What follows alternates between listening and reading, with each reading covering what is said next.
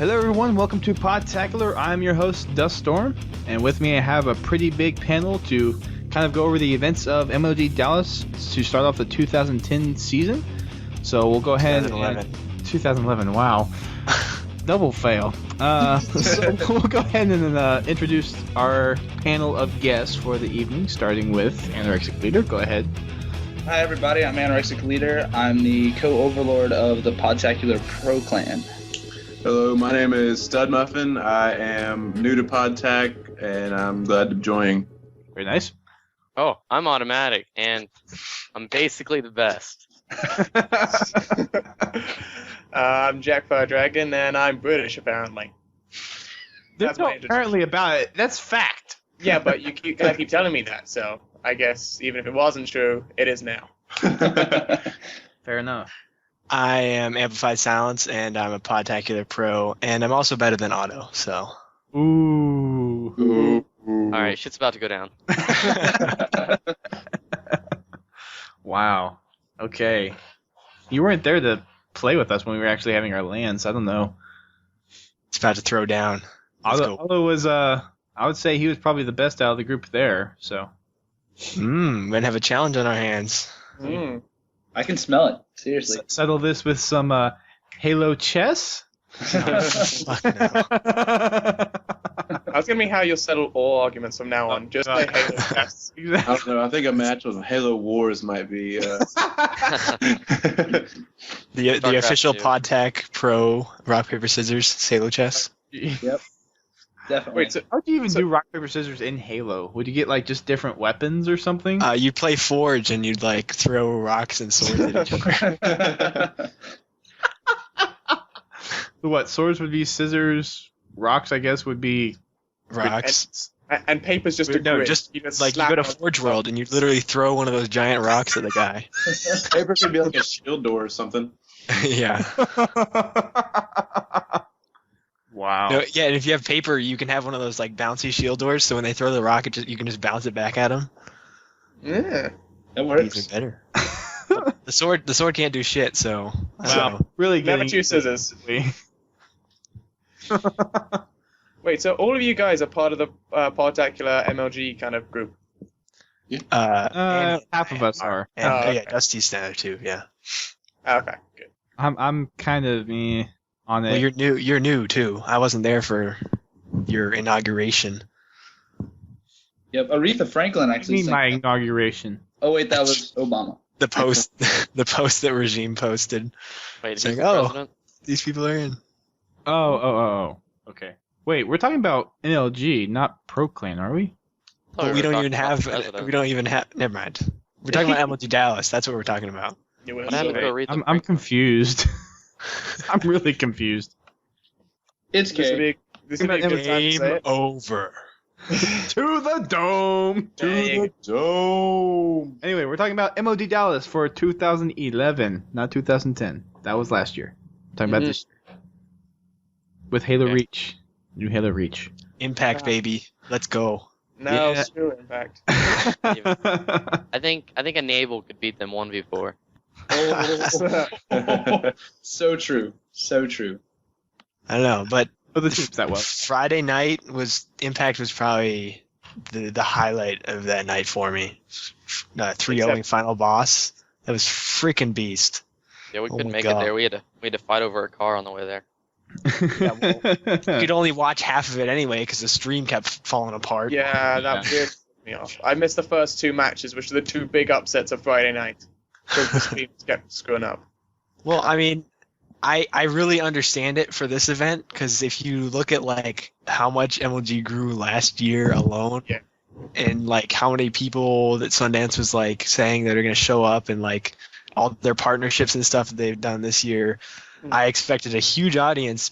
And it turns out, like, if you guys have been following their tweets during the weekend, it turns out that most of the problems were on the service provider's end. Yeah.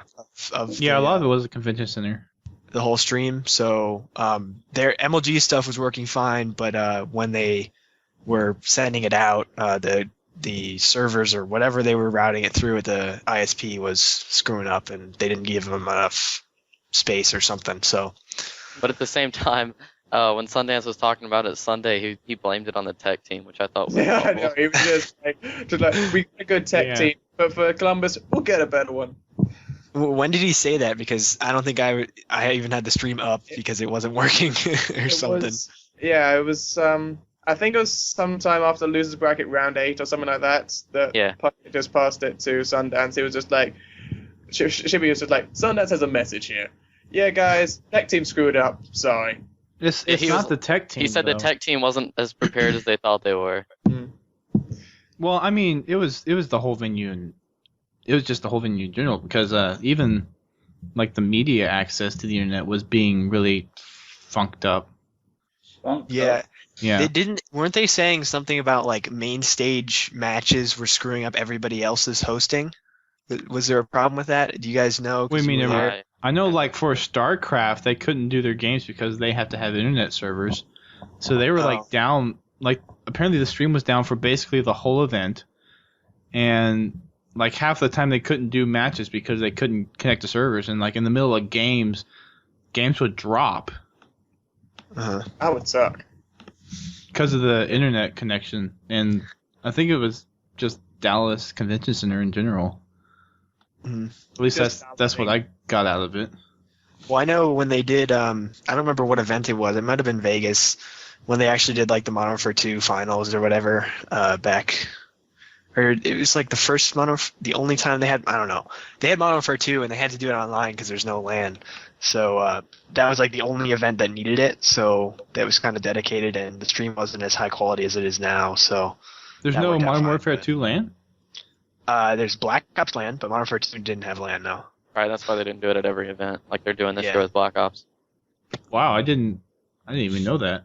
Well, Black Ops only fixed LAN. Like they had the LAN, but they don't have LAN lobbies, and they only did a remedy to that like about a month ago. Why do So- why do game developers make games without LAN?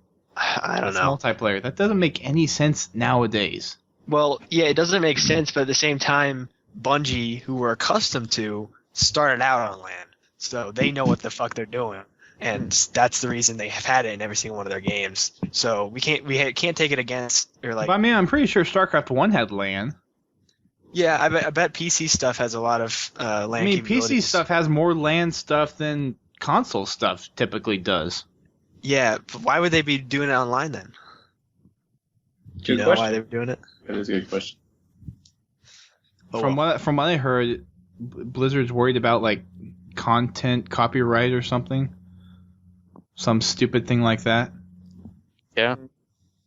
So they want it on their servers. I guess. That's kind of stupid, but whatever. Logistics. I mean, I think with like how many games you have, how can do they? I guess they have put enough money into having enough servers for people to play on. Is that what's going on, or? I don't know. I would say, let's take a break here. All these good StarCraft players that play all the time, they're not going to be playing this entire weekend. They're going to be on LAN. Awesome. Servers, take a break. Well, I mean, I was talking like there's like all the media guys I ran into with media passes were there for StarCraft, and I mean, I was talking to them. It's like, why can't they just like license a custom server to MLG and do it that Yeah. way? I think developers really need to have, I mean, obviously it's not just the developer's decision, but like companies need to have a better like relationship with MLG, especially if they're going to get this sort of advertising and exposure that MLG can give it. Right. So I definitely say like work with MLG if you want your game to be bigger than it is now. Right. Yeah. Get that sort of thing worked out. I mean, I still want to like one thing I like about the StarCraft and Call of Duty 2 though is they have spectator modes, which I'm still a little surprised Bungie didn't decide to implement that into their game at all for like LANs. Because there's enough bandwidth on a LAN to do it. Yeah, I think it's just like hard coding is just the problem. They didn't want to. I guess Reach they built it from the ground up, but it's still Halo, and it sucks it doesn't have spectator mode, but it had theater first, so and it still has a better theater. Freaking Call of Duty, you have to save it in your file share.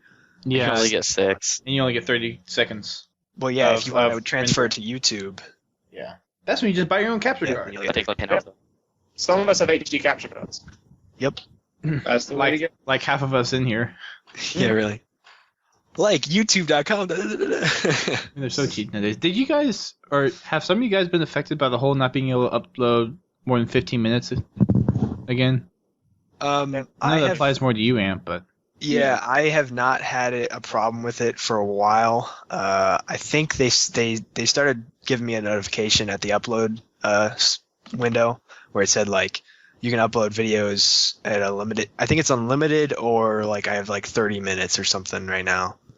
I don't remember what they said. They said I guess it's more like you have 15 minutes. You can upload videos longer than 15 minutes. They don't really have a cap on that, but. You still can't upload a file bigger than a gig or whatever. It's 2 gigs. Is it 2 gigs now? It's something from the RT community night, because I actually got in to play with Jack and Joel. Oh, and you they're like 16. They're like 16 and 17 minutes long. So when I went to upload, it said video's too long, and it's like just over a gig or something. Mm. You could just cut it. I could, but. I mean, the point is still I have that limit taken away from, or that unlimited part taken away from me now, and I was planning to do kind of like a complete legendary run through. Well, and I have everything set up, and now this stops me. So now I have to wait until that goes away, or find another video hosting, or host it on my own. You just need to be a partner, actually, because anyone who's a partner gets that removed. Yeah, but if you're a partner, that means you have to actually make videos on a consistent basis. And make sure that none of your stuff is copyright and stuff, which doing campaign stuff, some of the stuff you can't. Matches third-party content.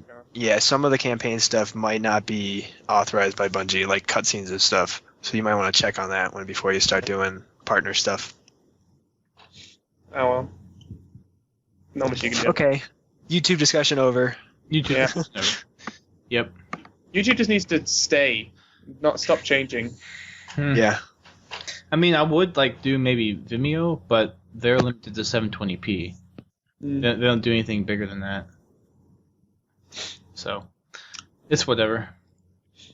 Moving on to more stuff. Back to MLG. Past the media stream stuff that was going on. So before Dallas, do you guys play much of the MLG playlists on Reach? Yeah. Or? Yeah. I played quite a bit. How many guys did you run into? Like, what do you I think mean? how many guys did we run Like into? any of the top teams did you run into? None. Yeah. Oh, in the playlist? Yeah. I've played with Cloud, Elamite, and St. Abel. But I haven't run into any full teams in the playlist. Same, Yeah. but The problem with the Reach playlist is there's no rank. So if you're good enough to match up against them, like in Halo 3, if you were 50, you'd get pros, a good amount of the time.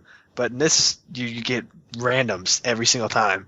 Yep. You get lucky if you find a single pro. So Yeah, it's... well, I mean, I'll be honest, I do. Well, I take that back. I did run into Break once, I think. Yeah, but he is BRAAAKE, I think. Yeah, 3 A's. Yeah, but I mean, I don't mind matching up against pros. What I mind is matching up against pros, and then I get paired with just complete idiots. Oh my god, yes, I know. That's the only thing that I don't like. I like the fact that I can play with pros more often than I did in Halo 3, but at the same time, I mean, nobody ever has mics and stuff like that, because you're just playing with anybody that wants to be in there. yeah, that's why you need a good solid friends list. Yeah, I know. Yeah, that Not my to-do list. Find out. Yeah, Friends that's list. definitely my problem in Reach. I just hop in and kids on my team will go negative 14 and negative 15. And you're just like, really? How hard is it? Sounds like this weekend. for Duststorm at least.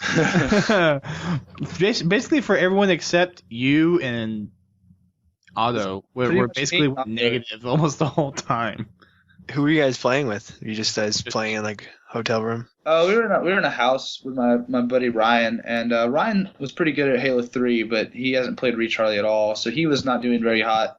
And then one of the Black Ops refs for the event, my buddy Matt, He came by and he played one night, and he's really good too. So Between the three of you, I think you three were like the best. yeah, me, Matt, and Automatic or Zach, we pretty much were wrecking shop. I still had nice. that one sick no scope. Yes, and you know where it was? It was to the door.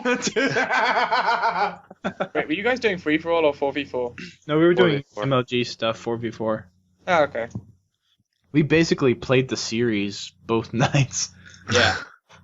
What, full 11 games or just 5? First one we did just 5. The second night we did 11, I think. Ah. Yeah, dude. When you actually get a good group of people, local people that can do lands and stuff, it's amazing. Just like doing it like even like monthly, if not like weekly or something. It's just amazing to just like go play on LAN, even if they suck. I don't have anyone here that plays Halo that much. Yeah, that's why like some colleges campuses are really good for it and some aren't. You know, like my college campus is pretty good for it. We didn't get a whole lot of people after like the first couple weeks, you know, but we had some solid people show up, and we jump online together in the same room or something, or just do like 2v2s. It's pretty fun to play on LAN. I'm not gonna lie. I've never played on LAN. I would not know. You've never been to a LAN party? I've never been to a LAN party. Wow. Dude, the environment of playing the person you're playing against is like right across from you, and you're just destroying them. That you can yell in their face. You can yell at them over the TVs. That's the best feeling in the world. Speaking And of you can just like stand up and be like, "What?" Get Speaking out of of my that- face! I've never seen anyone talk trash like Snipe Down talk trash to Ninja at the feature stage. It was so bad. Ninja said one thing to Snipe Down, and he didn't leave him alone for the rest of the series. And it was a 5-game series, so he's trash talking him every game. If you want to see some some trash talk, I Some said talk trash. Elamite's pretty good, but the worst I've seen, like this guy goes all out and is just like nasty. I don't like him for it. It's a gunshot. Oh, okay. I thought you were going to say Never clutch. Oh no. Clutch is he's more theatrical with his stuff, you know. Like Yeah. he'll get into the game more that way. I But- hate Clutch. Gunshot, I have to say, like Gunshot and like some of the guys from like Maniac's kind of annoying, and it's like APG's a little annoying too when they start trash talking. But Elamite's entertaining no matter who he's playing. Elamite warrior. I mean, Is, who impressed you most at Dallas? What? Who impressed you most? Lethal, no question. What? Oh, dude, no kidding. He was Dude, amazing. Lethal was going off every game. It was My God. ridiculous. You couldn't stop him. Seriously, it was nuts. Okay, outside of You know one thing I noticed about Impact was compared to the other teams, they were really calm and collected. Yeah. Dude, Neighbor is just like a beast now. Like, that kid used to get upset so much, but this tournament has turned that around.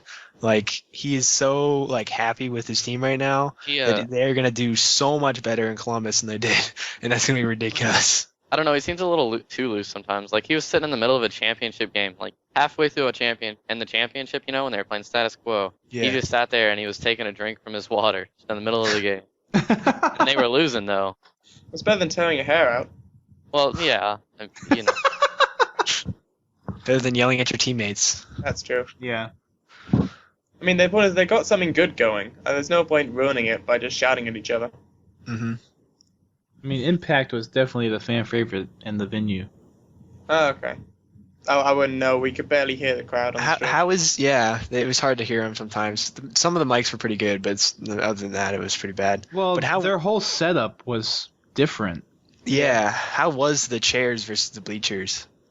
Not okay. It was. It didn't seem like it'd be the same. It's mixed. First from a media perspective, you really can't get that good of pictures. Uh-huh. All you can get of like faces is side shots. Yeah. So it kind of killed being able to get some good pictures at opportune times, and no one reacted to when they won, especially the championships. Sasco just kind of like sat back and was like, "Yeah, we just won."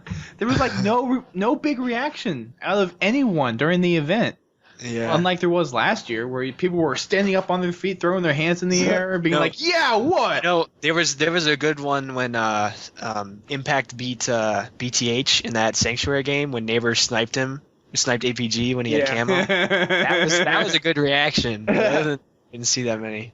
He looked Well- at him so long. I thought he was going to choke so bad. It was just like, I mean, it took him a second to line up the shot. Yeah, because if he missed it, it would have been like all over. So he had to get that shot right. He could have body shot it and still. I mean, it would have been 49-49. They still could have Well, won. there was probably a guy up in the hut, and if he had been spotted, then that guy would have just started nailing him, and I don't think there was anybody to help Neighbor out. So Yeah. you know what would have been even better if he did miss the shot and then no scope the kid from hut that was jumping after him. That Oh, would have been sick. About the who hype, though. disappointed you most, though? I mean, it was good in a way that you could see the main stages from any part of the venue, but you kind of lost the feel that it was actually an arena and a competition. Like it almost felt like a half Coliseum with the old style where you had the bleachers and the high rise in the back. And now you're below them, where with the bleachers you can actually look above them, and you don't get any kind of connection with the players. You can't see their faces while they're playing, except for what's up on screen. And it also seemed like for some parts of the event that all the seats weren't really filled. It was like kind of empty-ish. There weren't that many people at the championship. It was full for Championship Sunday. All the seats were full. I think they need to switch StarCraft 2 and Halo, dude. They got more people watching. Yeah, they got StarCraft more 2. over there. Well, yeah, this was definitely the biggest StarCraft event. Like Sonny D said something about like that was like there was like all the people at StarCraft could have filled like all three main stages. There's that many They finally moved when Halo was done. They finally converted those screens over the StarCraft screens, and that got filled up pretty quick, apparently. Oh, is that right? From the Twitters. I don't know. Quickly before we move on with some Halo stuff, did any of you guys watch the Black Ops streams at all? I watched it a little. A Because I little could see bit. it from the Halo station. I mean, Yeah. they only had They only had one screen. Not Yeah. 3 screens they did for Reach.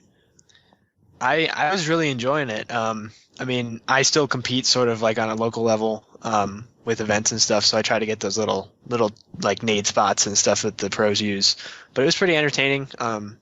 Some of those game types are kind of iffy. It's the same with Halo, like in Halo 3 with like King of the Hill and Oddball. You know how it'd be kind of like a team one, and then there'd be like an extra minute or so because it was mathematically impossible, and there's like nothing to do. Well, that's pretty much what it is like in like there's domination. It pretty much like you have to play 2 rounds of domination, and it gets kind of boring watching it played twice, you know. But past that, it was pretty entertaining. CTF is pretty intense, and Search and Destroy, of course, one life. Destroy. Yeah. I mean, that's just great. I've never played a CTF match on Call of Duty before. What? Yeah, CTF is pretty intense. I prefer Halo's way of going at it, where the flag carrier can't shoot, you know. But in COD, it's pretty good too, because there's some intense stalemates, just like in Halo. So Unless you play Action Sack. we're not talking about Action Sack. You could do now. It'd be interesting to see if MLG would implement that in, but I doubt they would. So what's your opinion on the whole having all the weapons and perks unlocked? Because, I mean, granted, I don't really know too much into the COD MLG stuff, but... that is definitely the way to go. No question about it. Okay. Yeah, because the thing about LAN is that, like, when you're going through a prestige, you're unlocking stuff along the way, and you're trying to get stuff pro. And if you had to take any sort of time to try to get any of that stuff pro, or unlock any of those weapons, or buy any of those like attachments, it would be just LAN would be pointless, because you'd have to set up these accounts beforehand, you know. Whereas if everything's unlocked, everybody has access to everything. It's like a clean slate, even like Halo is, except for the armor abilities now. So, I mean, you obviously make your own classes customized, but past that, everybody has access to the same thing, and it's all even keel from there. So, Okay. I like that they have the spectator mode in COD as well. Yeah, it's a pretty nice feature. I mean, it's not the only place you really use it is there at an event, but because in Halo you can do the same sort of thing, like when you're in game and you're just playing, you can flip through your players when you're dead, your teammates. Yeah. And you do the same thing in Halo. It's just that I mean, you core can join a spectate- COD game and just spectate though. Yeah, it's kind of a nice feature, but again, it's only really for like filming something, so it's not a huge deal with the like the core of the game. So Right. I do not hate Bungie for not including spectator mode. Oh well. I don't necessarily hate it either, but it'd be nice to see it Yeah, for tournaments, because I mean there's tournaments other than MLG that take place, Mhm. and it'd be nice to have like a controller just kind of go through and have custom views and be able to. I mean, I think it'd be pretty cool to kind of pull out into a third person in some instances, yeah. I'm kind of or have like a third person overlay of that'd be nice. people. I'm kind of miffed at them choosing PS3. Obviously, sponsorships and everything, that's how it worked out. But I mean, MLG built their company on Xbox 360 with Halo, and like, I mean, that's where most of the competitive community, let alone like the entire gaming community, is. Besides PC, obviously, PC's just a dominant force there. But Right. console gaming, Xbox 360 is like for actual game, like competitive games. That's where you go. Most of the guys who play professionally for Call of Duty are Xbox 360 owners. They just play PS3 because they have to. Right. You know? Well, for PS3, and I was talking about people on the show floor, for PS3 it sounds like Killzone 3 would be a better option, and then have like a second Xbox game be COD. Yeah, that'd be cool. But I guess, I mean, again, it's all like business oriented, so Yep. it's kind of annoying, but can't really do anything I'm sure about they it now. could afford it. Yeah, I mean, I remember going, not this current last Dallas, but the national championships for 2010. I know you and I, Dustin, got to play Killzone while we were there, and honestly, like I saw that they had this big feature station for it and such, and I knew that there was going to be PlayStation 3 involvement coming in the 2011 season. So I was really thinking, like, dude, Killzone, first of all, is legit. Like, it's a really fun game. I actually own it. I pretty much bought a PlayStation for it. And so I was thinking, man, they're probably looking at making that a flagship game, if Sony's going to jump into this. Yeah, that's what I was thinking. Right, and so then to show up and really, hear the whole announcement of, like, well, Black Ops is going to be on Circuit, guys, but it's going to be on PlayStation. And, like, we know that they've been doing Black Ops, or they were doing Call of Duty PlayStation stuff for a while. But, I mean, I was really kind of shocked to see, that the whole setup for the entire year, is going to be nothing but PS3 Call of Duty Black Ops. And I was like, why did you strip away an actual developed game for your system, and force people, who generally prefer to play on Xbox and Xbox Live, or I even think it's more competitive, than, and have to go train and practice and play and stuff on the PlayStation for Black Ops. I mean, I think it's really silly. I think they should have done 2 Xbox 360 titles and have definitely have Killzone or some other game. Obviously, SOCOM was present at the event this weekend. But I mean, I think it's really an odd move that they put Call of Duty on the PS3 side. Yeah, if you look at the open bracket for COD, I mean, it was pretty empty. Obviously, it's first event. Not everybody's going to show up. But I attribute most of that to PS3 because, when I think about Xbox 360 versus PS3, obviously, I've had a lot more experience with the Xbox. Like, the PlayStation Network just doesn't have the audience. And I don't see why. I mean, obviously, all the pro teams, they can afford to buy a PS3 to compete and earn more money. But, like, everybody else, they're just not going to play. And it's going to be tough for MLG to justify keeping it. And if they don't end up keeping Call of Duty, it's going to be even worse for all the Xbox 360 guys because they'd want to play it anyway. But MLG's probably just going to get rid of it, cut it out altogether because PS3 didn't work with it. So, but we'll see. I'm still do game battle stuff. So Have you played any on the PS3? I've played only like at friends' houses and stuff, but I haven't really Right, 'cause, played. like I played for about a month and a half on PS3. I'm not a big COD person, but I played for about a month and a half on the PS3, and then I played on the Xbox a bit. And everybody on the Xbox seems to care so much more than everybody on the PS3. Like, I don't know if that's just who I was playing with, and most of the stuff on PS3 is custom, but I've feel noticed like that there's- too. Automatic, like it's just more competitive in my opinion. yeah, It's definitely a bigger. I'm pretty sure it's a bigger community. I mean, a lot more people on Xbox Live, but I don't know. It's definitely grown to be the more competitive, and they should just stick with it because they know the audience works. Halo's there, and Call of Duty has even bigger audience. So why not just stick with the Xbox 360? Because that's where everybody is. But yeah. damn it, Yeah. Sony, take over our. Yep, that's I it. mean, I don't think it's necessarily all Sony. I mean, just make Sony have it, the PlayStation be Killzone 3, and then make COD an extra Xbox one. Yeah, well, that might I have think- been a push from Activision as well, but I think the Sony. Well, then Sony- address it on the more popular platform. I mean, Yeah. why can't you just make that connection? It's not a hard connection to make. I mean, seriously, ain't that hard. I feel like Yeah. I think they just feel like they have to have something for the PS3, and that was Killzone their 3, best bet. hello. I don't know. I've heard a lot of like opinions about Killzone as a game that it's just the controls are too clunky, and I agree with that after playing it at Raleigh. Just it doesn't seem as fluid as some of the more developed games are. Yeah. But Well, I mean, like I've played both Killzone 2 and 3 titles, and like the thing with Killzone 2 was that it was very weighty feeling, and that really has kind of been taken completely away from the final game of Killzone 3. Like, there's not that weighty feeling. They don't use a lot of the 6-axis movement like they did with the sniper beforehand. Like, if your hands literally moved, you would miss a shot because of the fact that you're jerking the controller left to right. They've taken a lot of this stuff out. I mean, quick scoping in that game is probably more fun than even Halo and Call of Duty, to be completely honest.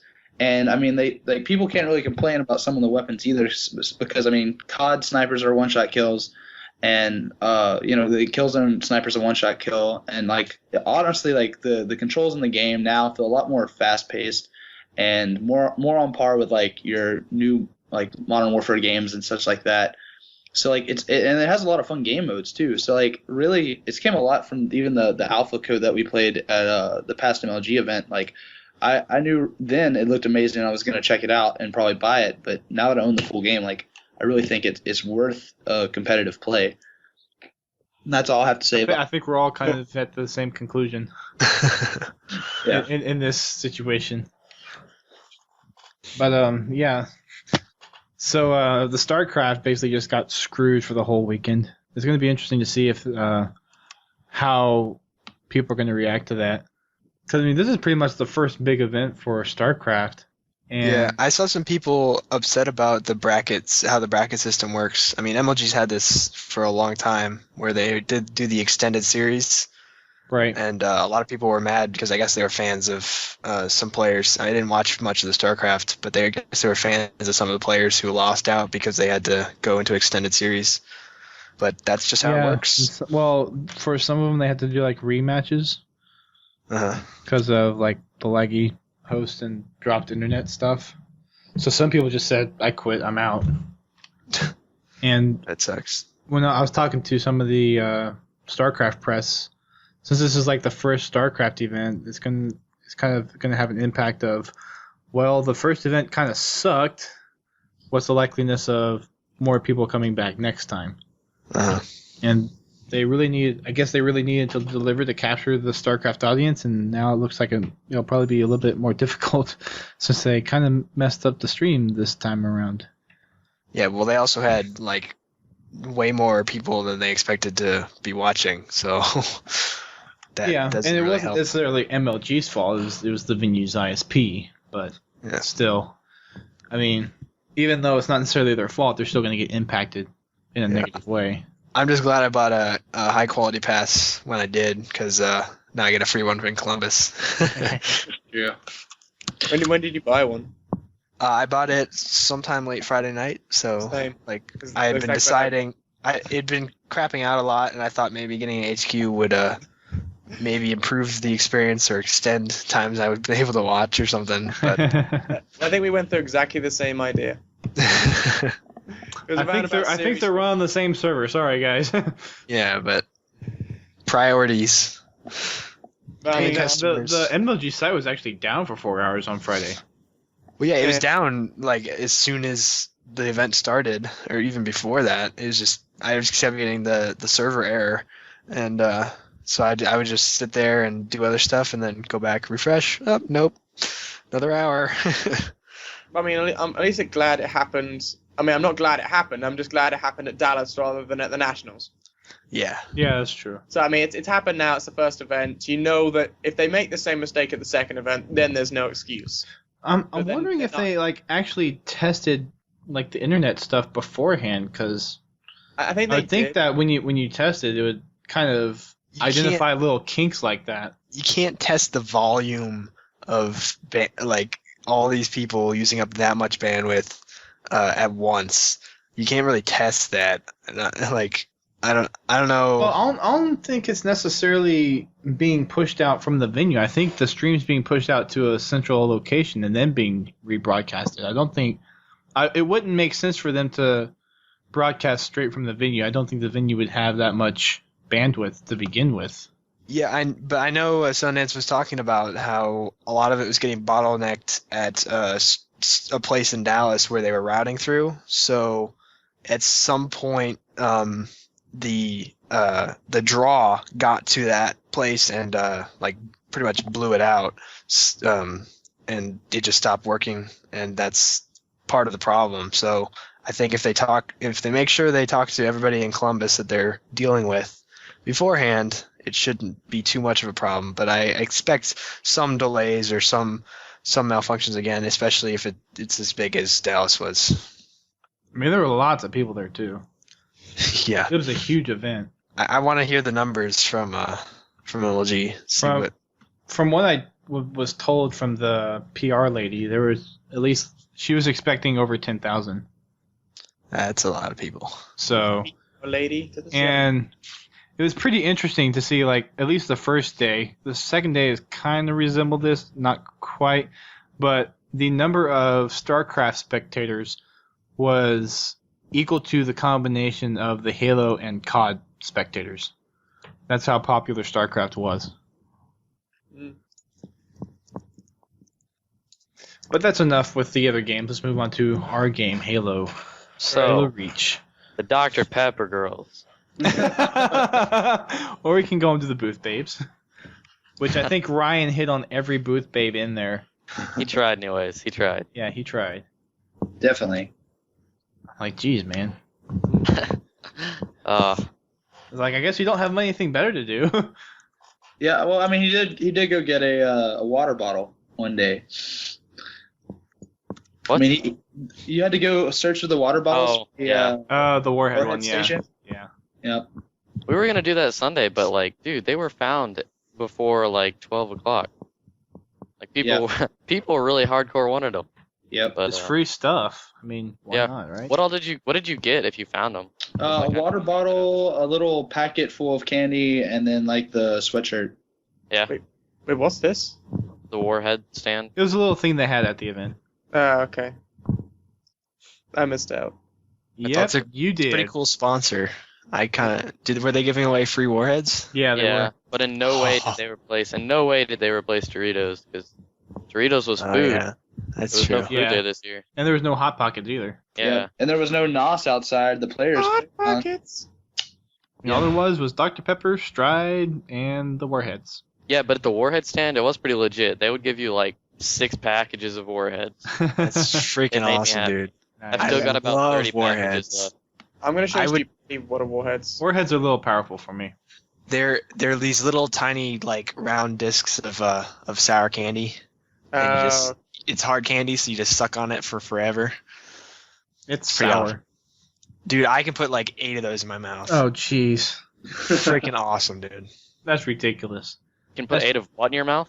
warheads. They're this little candy that comes in a Zinco. package. No, no. Make the same face. either way. Just to clarify, this hard Alright, bro. candy. Sure. I'm gonna have to smack somebody. To the dome. We talked about who was surprised by APG. What about him? He literally went positive like every game, and no one talked about him at all. He's been known to go positive. He's a pretty solid player. But like, he's definitely a hell of a lot better at Reach than he was at Halo 3. Yeah. I don't know. There wasn't much talk about many of the top teams from last year, Well, there was. other than them getting beat out by Impact. To be I honest, know the big I- teams. I know Instinct got 6th, TD got Yeah. 9th, and FB got 10th. So I mean, I just cannot believe that Instinct will stay the same. Because Tots is. I mean, I like Tots, but he is awful. I He agree. is. He needs to do the Dougie more. He is terrible. Almost every single game, he would go negative. Yeah. Yeah, I just I don't like definitely T-squared. I definitely think they can keep T squared. He's a Yeah. solid enough player, and he's a good team leader. But Roy is incredible. Like, Yeah. I don't even know how that kid does what he does. Lunchbox is like right behind him. I saw Lunchbox go like positive double digits, like right behind his brother, like almost every game. And like, I don't know, those two together, they should really find another solid 2 and just go with it. I think if they got legit and needed, that would be a beast team right there. Wait, That'd be you know, pretty good. what I can see is, I mean, I don't know if they'll do this because I don't know if they even drop Tots. I mean, 6th is okay, I guess, but if they did drop Tots, I would just say do a straight replacement for Walshy. He's not going to get you any more positive, but who's a better objective, Tots or Walshy? But there's no Mauler. That's so true. He can't hide in the vent with the Mauler. Nah, I'll just hide somewhere with a sniper and just Wait. snipe you. So, since nobody said anything, where was Walshy this weekend? Oh, he was ill. Yeah, He was. Oh, he wasn't there. Oh, it's yeah, too. he got something he could. Who did I don't they think- replace him with on Carbon? They replaced him They with replaced him with Loki. Loki. Yeah, Oh, I yeah. actually talked to Chemo from Podtac, who was actually Carbon's coach for the weekend. I'm not sure if he'll stay in that position yet because he's a new coach. However, plus they placed pretty horribly. But it's really not Carbon's fault because they hadn't meshed with Loki at all. But yeah, Chemo didn't exactly tell me where or what while she was doing. He did say he was in the hospital, but he didn't really release as to what had happened. I'm not entirely sure. Anti-Pro But- told me at one point, but I'm forgetting the details now. Yeah, But it was like a legit issue. I'm Yeah. suspicious of drugs. It wasn't drugs. It was something else. he's so skinny though. it I think the point is like it was legit. It was legit something. I just don't remember what it was. No, I mean, I'm pretty sure Saper posted saying everything's fine. Well, not everything's fine, but he's not done anything stupid, like got into drugs or been arrested or anything. He's very ill, but I mean, if he's that ill, I can't see him getting better for Columbus, to be honest, either. Yeah, at least getting enough practice in if he's going to stay Yeah. in the hospital for a while. I mean, he still hasn't been on for 3 weeks now. It's getting towards 3 weeks. He hasn't played Reach for. Well, at this point, I mean, if you want to do the comparison between like not meshing, Optic Gaming, who got 3rd in the Black Ops, they teamed with Nadeshot, their 4th, for 6 hours. So Yeah, I guess. Wow. at the pro level, there's a certain point that you get to where it's like you have a good player on an already good mesh team. He can mesh pretty easily at that point. You just got to take a little bit of time to Well, make sure. yeah, and you got to make sure there's some players that you can actually just go right in with a good team dynamic, and there's some players that just don't work like that. Yeah. So I'm sure that's part of it too. That he probably just worked really well as a team member to begin with, and just actually did really well. Yeah. What the heck is Yeah. this? No. Oh gosh. Do I want to click this link? As we were talking, I definitely think Walshy's gonna end up on a different team by Columbus because. Oh no, they've already said that. I think Scarvane's taking over the Carbon name, and he's already said he's looking for 3. Tell him I'm game. No, I'm kidding. But So yeah, 'Cause Carbon's not even going to be pro at Columbus. no, but I mean, I hate the fact that Carbon have been knocked out, but I love the fact that there are 4 people who you would never, 4 teams that you would never have put in your top 16 in the top 16. Yeah. I actually know. I know, quote unquote, a kid on what's it called, cyber bullies, Yeah. and I would never associate myself with this kid, but they ended up getting 20th, which is ridiculous. And honestly, I think he got carried. He's not even on the leaderboard, which kind of tells you something. Wait, was it Decliner? No, Decliner's pretty good. Those guys, Shaper? I mean, they didn't do so hot, but Oh, dude, I sat by what's his name, Pon, you know? Prawn, yeah. I sat by yeah. his dad. His dad was Oh. having a talk with me. Oh, that's cool. Yeah, it was definitely weird. Yeah. They were getting killed, and I wanted to say so much about their team. He was just right beside me, and I was like, I would feel awful. I mean, it's interesting though. Once you start to talk to some of the pro players and their families, they're really not that quote unquote awkward to talk to. No. They're just They're like regular people. Famous, are they? Yeah. I mean, they're Not like internet movie famous. stars. They're like YouTube stars in a sense. Right. Right. I mean, Damn you, know, amp. awkward going is like, hey, you famous person, you're not that famous. Right. However, if some random famous like Brad Pitt suddenly came down to you on the street, they're just like, fuck, it's you. Hi there. It's like, yeah, that's right. I'm famous. Yeah. They can just walk down the street just saying, yeah, I'm famous, look at me. I'm getting money right now. Yeah. Over the course of the weekend, I ended up talking with TTL Cosmo, and me and him were watching a match on main stage. Yet we were standing close enough to the pit, and like section A or B, and so we said something, and this older lady turned around, and she was actually talking about her son competing, and it turns out like, dude, she has been at like MLG events since the very first one. It was crazy. But like her son wasn't like a big name pro. Like I had heard the name before. I can't remember who it was now. It escapes me. But she was like, "Oh yeah, I was at like the first thing in Ohio," and she was like debating all this crazy stuff and how like the MLG used to be so small and now it's like this ginormous thing. And we talked for like 5 minutes. It was really kind of awkward because it was like, man, this lady knows a lot of stuff, but she at the same time is like just a regular soccer mom kind of feel, you know? So she really doesn't know anything. She just kind of hands her son Capri Sun. Was she the MLG grandma? Huh? Was she the MLG grandma? She wasn't a grandma. No. She was. I'd say probably like 40-ish area. She wasn't a granny though. But also at a past event, Ryan, whose house we stayed at over the weekend, he talked to Defy's mom in an elevator. It was really random. We were in this elevator and she was decked out in carbon stuff, and he just kind of asked her like, "Yo, so are you so-and-so's mom or something like that?" And she's like, "Oh, no, actually my son, you may know him as Defy." And she's like, "Whoa, you're Defy's mom?" And he had a carbon hat on and he had a Sharpie in his hand. He literally had Defy's mother.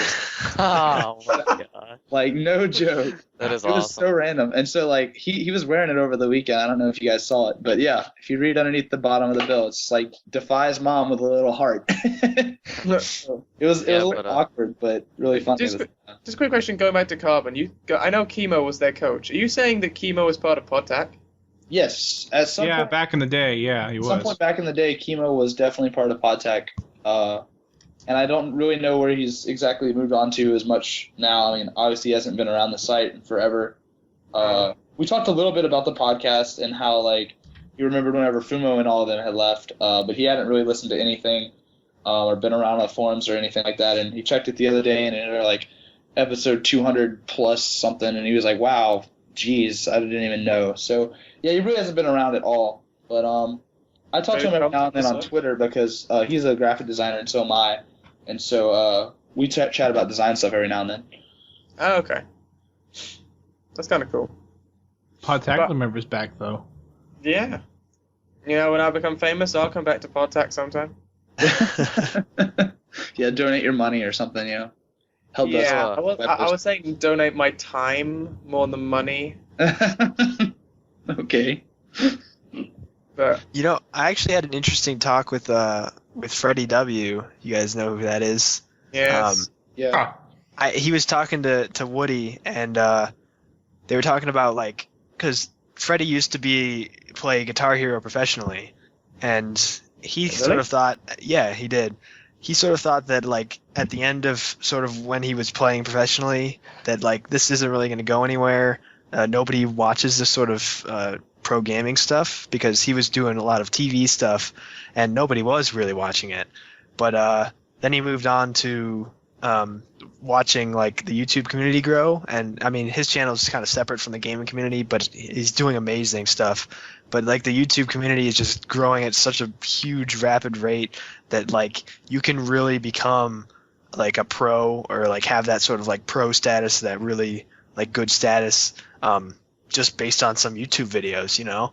And that's sort of the audience for it, rather than trying to do the TV thing like MLG did try to do for 2 years. You know, it's just trying to find that audience. And, like, if that had been around when he was doing his Guitar Hero stuff, he probably could have kept going with it, you know? Because he was really good. But there's Guitar Hero Phenom. Yeah, well, I mean, there's still, like, stuff out there, but, like, he was legit going to competitions and stuff and everything, and if he had been online, he probably could have gotten a bigger fan base at that point. But he was just talking about the fact that, like, this audience is so much different, and it changes, like, everything about, like, gaming specifically. Like, you have all these commentators who are considered, like, pros now, because they're good enough to post their gameplay and talk about it, and like, they're just good and people recognize it, and so they have this sort of status, and it's really interesting to see how that grew out of instead of, like, focusing on the guys who do the pro stuff, the actual pro stuff, back in, like, 06 or 07 when it was on TV. You know, it's all online now. Okay. Back to the family thing. Was anybody aware that Elamite and Ace are brothers? Yeah. Just curious, because I talked to a lot of people this weekend, and, like, nobody knew that. I didn't know that. Yeah. That's been known for quite a while, because, I mean, Ace coached them, and Straight Ribbon is saying there was how Elamite's little brother coached him. Coached straight to the Nationals, and how status quo every time they play whichever team Elamite's on. This is like a constant brother rival, and Ace had never beaten him until I think it was 2010 Nationals. Yeah. And then their mom is at, like, every event. That's great. She's like an MLG mom. Like, I saw her at Dallas 2010, and she was just, like, talking to, like, tots. And Do they have, like, Lunchbox. shirts for those? It's great. I'm assuming they do. I don't know. I would think with how many families actually go to support their kids playing that they would. She kept switching back and forth between Instinct shirts and Status Quo shirts. Wait, quick question. Who got MVP of this event? 'Cause, I mean, Pistola was the most positive and had the best KD, but, you know, they only finished 10th, so do they give it to him, or? No, I think Lethal's probably going to get it. Yeah, that's what I think. If not, Lethal, Roy was doing really well, and they were talking about him a lot. Enable was doing pretty well. Flamesword, Neighbor. I mean, there's a lot of names you can go out, but they talked about Lethal a lot. So Wait, it's not quite it's not the case of talking about them most. It's the stats. well, yeah, but at the same time, the stuff that they watch and, like, view all the objective stuff, because doesn't play out in the stats as much. Like, the actual, like, plays the person makes are kind of what tip them over the edge. Like, there's going to be, like, the top 10 stats, but in that top 10, who made the plays that won them games and won them matches, you know? Yeah, and that's what they go off of. Which, I mean, in all honesty, that's why I kind of tipped to somebody who's on the SQ roster, because I remember we were watching Team Slayer Nexus, and Ace literally pulled off one of the clutchest overkills I saw all weekend. And there was another match where I know me and Zach were sitting beside each other when this happened, and our friend Nolan was there. But anyways, Enable had picked up a snipe that had been completely wasted on third floor of Countdown, and there's 2 bullets left in the gun. The score is 48. SQ favored. And so I turned to Nolan, and I don't know if Zach overheard, but I turned to Nolan and I was like, 2 bullets, 2 kills. Seriously, called it. Nolan was sitting in between us. I said the same thing to him. Yeah, We both said it to him. So literally, we knew it was about to happen. Sure enough, he drops down to their back stairs and comes up and gets 2 straight headshots for the game win. And it was just so nasty. I mean, literally, it was a to the dome moment, and everybody went nuts. To the dome. Yeah, but I mean, it was really clutch stuff. I mean, I know Lethal got a pretty sick overkill over the weekend. No, it was just an exterm. I don't think he got the over. Yeah, he didn't get the over, but he did get the exterm. Okay. All right. He got the exterm. I don't know if he got an over sometime else, but it was definitely he got the exterm on the kids. His neighbor got an over later on. Oh yeah, he did. Yeah. So I mean, like I know he pulled together some crazy clips and stuff too, and I mean, a lot of his stuff was good, like plays put on maps during objective games, more so than Slayers, but like. I mean, you are kind of right, Jack, about the overall stats, but I mean, Amp's also right because it's sort of more fan favorite at times too. Because honestly, I talked to Pistola very briefly during the 9th 10 placement round against Triggers Down, and a kid in front of me had said something to Pistola about like, hey, it's not you guys, it's the game, and literally Pistola like took off his headset mid game and was just like, no, it's us. We're just playing that bad, and so like he might have done really well stat wise, but obviously placement was horrible. So it was more the fact that last year it was just the most positive guy was just given an MVP. I was just wondering who got MVP because they usually announce it saying all that guys in the They MVP didn't announce. this year. They didn't announce a lot of stuff or do a lot of the stuff they normally did this year because of the new layout for the main stage. It was really weird. Stats go just 1 and then bye. Right. Yeah, I was thinking about that earlier. We were talking about how there wasn't much hype at main stage even for the finals, but they didn't do anything. Like it popped up after Impact played. Well, I don't even remember who they played. They played Warriors, right? Yeah, I think so. Yeah, they played Warriors, and it just popped up. It was like, Puckett was just like, all right, here's championship, game 5, started it up. Yeah, like Farouk did nothing. I just remember that's all you were saying. Yeah, there was no hype on the main stage at all. Yeah. Wait, are you talking about the losers bracket finals? Well, I was really talking about main stage, but I said something about it. Yeah. No, that was Believe the Hype, not Warriors. Yeah, you're right. That's my bad. Yeah, it's right. Believe the Hype versus Warriors, right? No, Believe the Hype versus Impact was losers bracket finals. Yeah. Right. I'm talking about the round before that though. Believe the Hype had played Warriors, and the winner of that played Impact, and then Impact went to the finals again. Oh, okay. Yeah. But yeah, there really wasn't a whole lot of hype. Like, I mean, the seating arrangement was nice, like we had talked about earlier and such, but like there was no like big boom camera or anything that was really going on to where like it kind of got crowd involvement. They had the people run out before the match and they threw out some free towels and like a shirt or something. But I mean, yeah, there was no hype to get anyone going. I got a rag signed by Bravo. And then you gave it to me. I really feel like, the new seating layout is kind of like more accommodating, but it really just is not the same atmosphere as the bleachers and like that group of people you like kind of get to know over the couple matches and like start doing chants with and everything. It's pretty intense when you actually get that stuff going. What do you guys think about the pool system? I like it. Yeah, I think it's the best they've ever done. I think they're going to get better matchups that way, and you get more matchups, and the fact is, people like Soul, who came from the AM bracket, actually have a chance to place top 8, which is That's great. my favorite part about it. Thanks for mentioning. I love the fact that they finally have a chance to get up there. They don't have to wait till nationals and wait for a new game or something. I mean, they started doing that near the end of 2010, where they said that the winners, if you haven't lost a game, you get put into the championship winners bracket. Because I thought that was always ridiculous. Before it used to be, you could go all the way through the AM bracket, not lose a game. You then put in the losers bracket, lose one game, you're out. I always thought that was ridiculous. You should, if you get through the AM bracket without losing, you should be put into the same as all the top 16. I think that should just be the way it should go. So I like this system. But I'm not liking how they're going to rank for Columbus, to be honest. Because if you look at it, I mean, they're just going to rank them how they placed at Dallas. So, I mean, teams like Final Boss, I mean, a 10th. So they're going to be 10th seeds. Everyone's thinking they're 10th best. Final Boss are not the 10th best team. Well, apparently they are. Well, they might have been at Dallas, but they're not going to be at Columbus. How can you guarantee that? Okay, I can't guarantee it. I mean, It's a new game. Yeah, I mean, sure. This is the same thing that happened in Halo 3. Final Boss won that. What happened after that? They won Meadowlands, but what happened after that? They fell apart. This is not going to be the same. It's not going to be the same at Columbus. I can guarantee that. But at the same time, these known teams aren't necessarily going to win it again. So, I guess. I mean, what teams do you think are going to change between now and Columbus?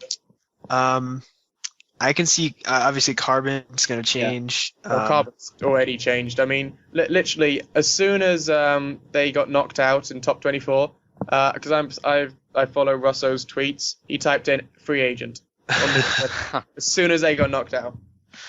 I'm probably going to say Instinct might not change before Columbus, but they might change after, depending on how they place.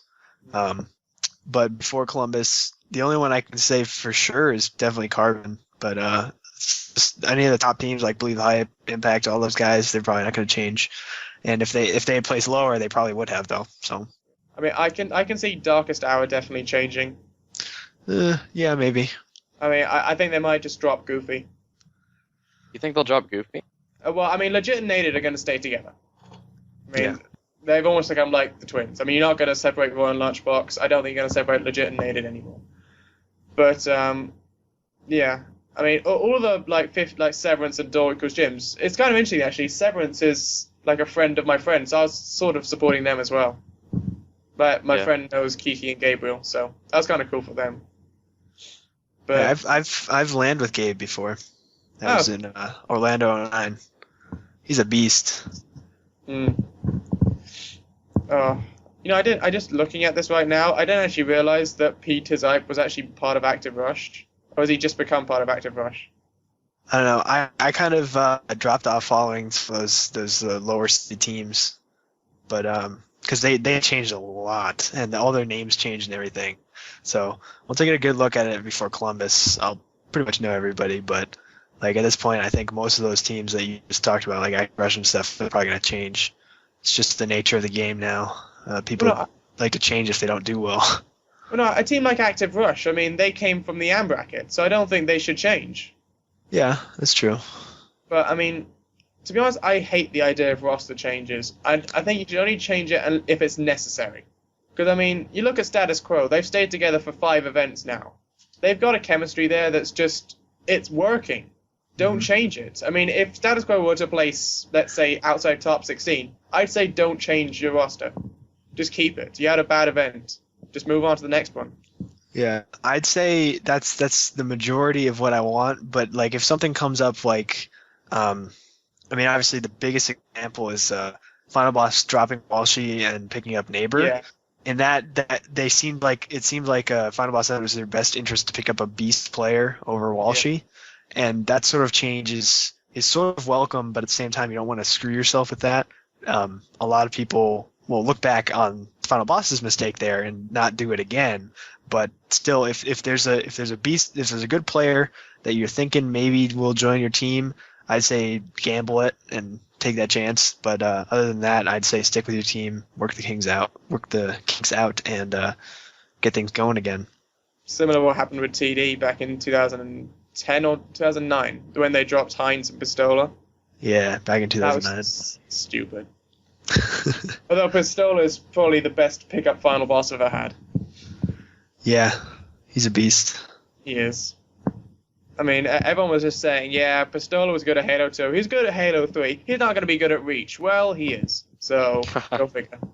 Yeah, I mean, I'm But, still kind of mad at Final Boss for beating Instinct in Raleigh because it's my hometown. I wanted Instinct to win again, but no. it's all good. Wait, you're from North Carolina? Yes, I do live in North Carolina now. Chicken's from South Carolina. Maybe you should meet up. They only got that joined, at least. They border each other. Yes, they do. Yeah. I know my America.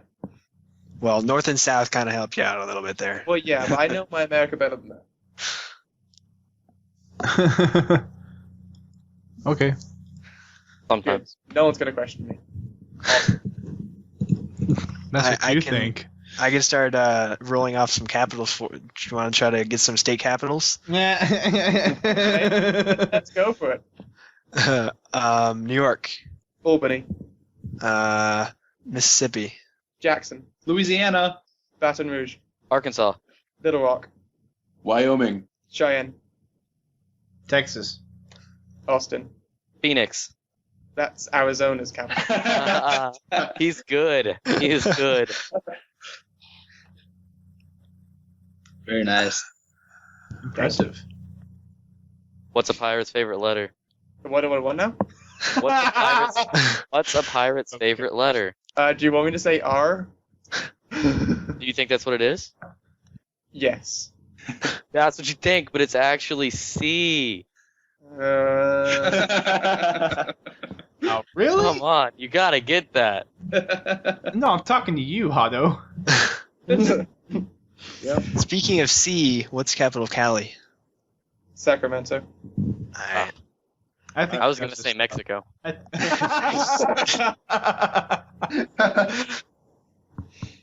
Do the dome. The dome. Wow. Okay, Do you know Alaska? railed right now. Juneau. Oh, it's Anchorage. No, it's Juneau. Juneau. I tried. It's the only city I could think of that's in Alaska. It's the biggest one. Juneau, how would you do so? What mode of transportation? Prop plane. Boat. I'm on a boat. I have that Wait, shirt. but from where? Anywhere. So if I was to take so I'm not going to take a boat from England to Juneau. I'm glad when we have people who have never been on the show before take the same random detours as we do. It feels so much better. Because we're talking I don't about know. state capitals. Okay, pretty much you can't drive to Juneau. There, you Really? You pretty much can't build a road through the mountains that surround Juneau. That's pretty much you have to come in by boat or by plane.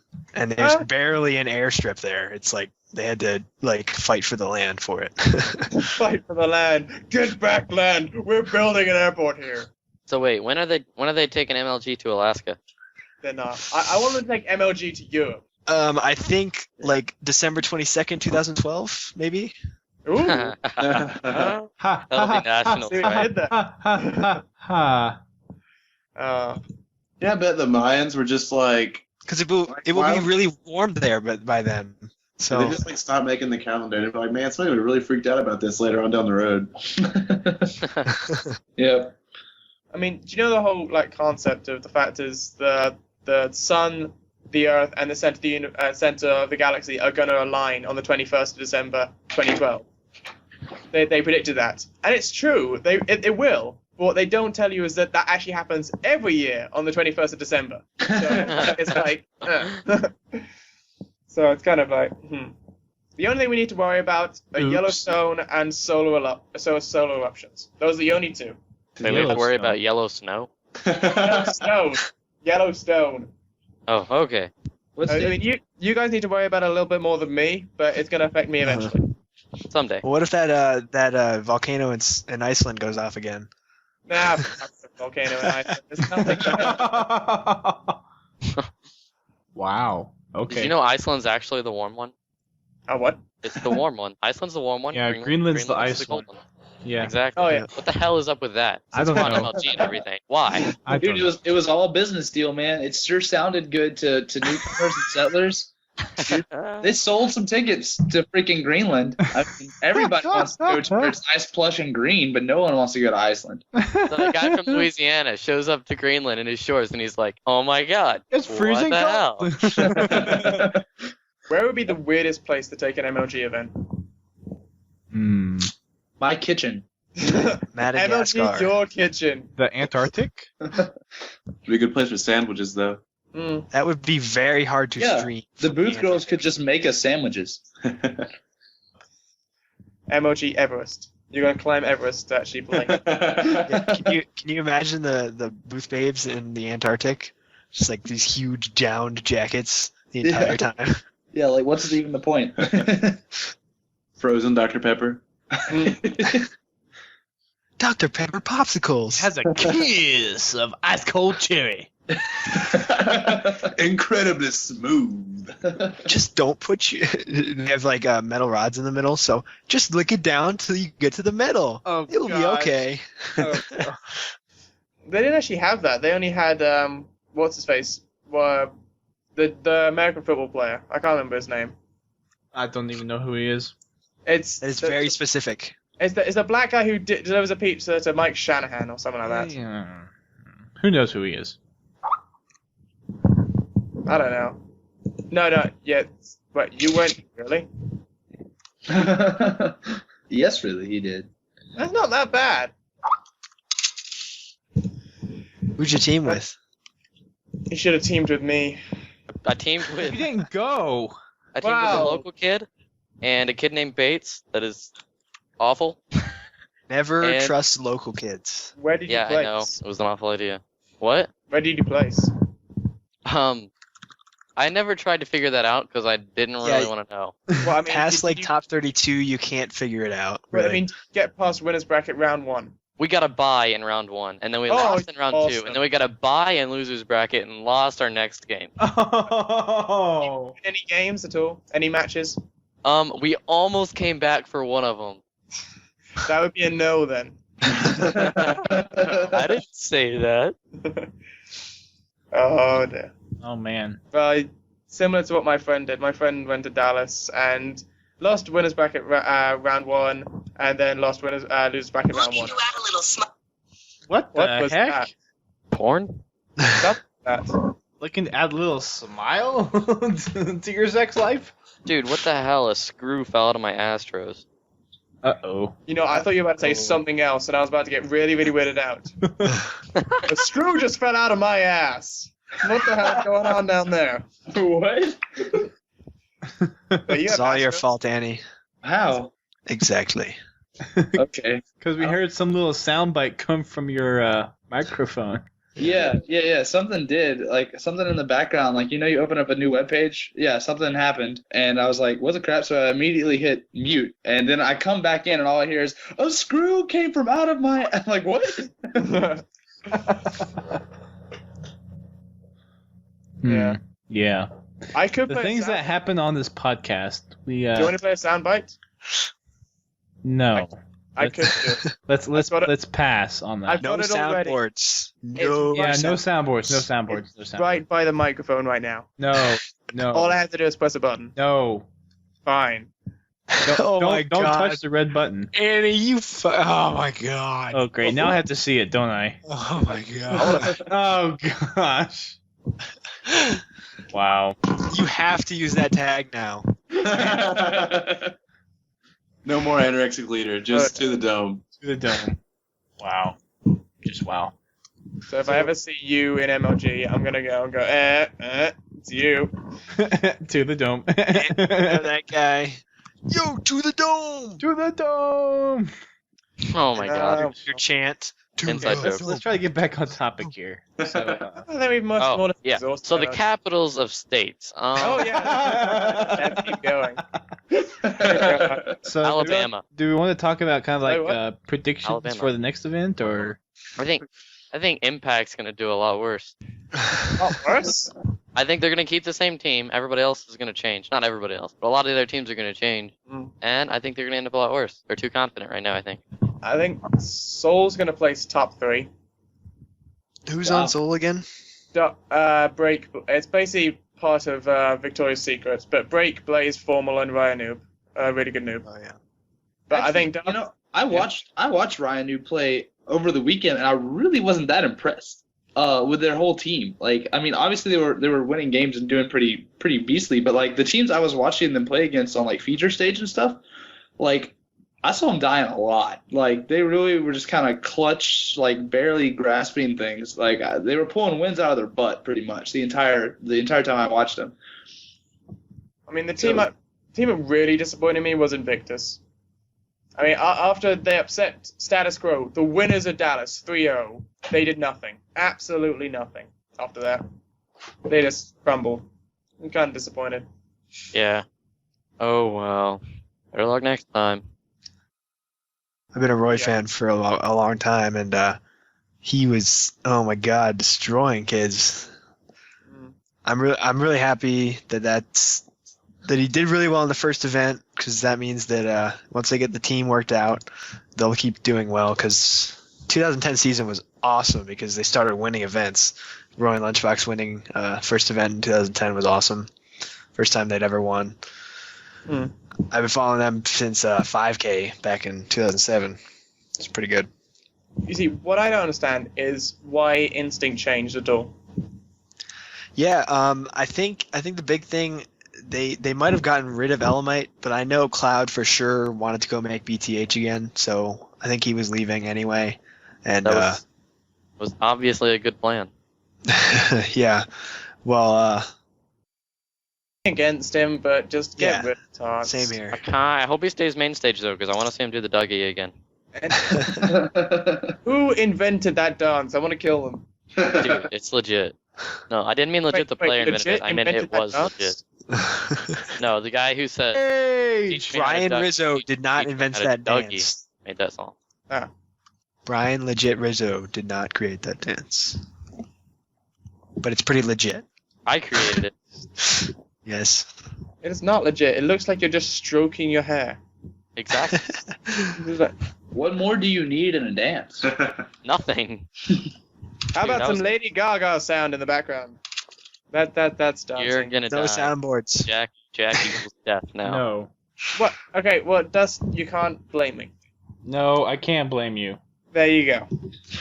So, Yeah. I'm not sure who brought this up, to me at least, but what do you guys think about maybe if 343 starts introducing more Halo games or more Halo content?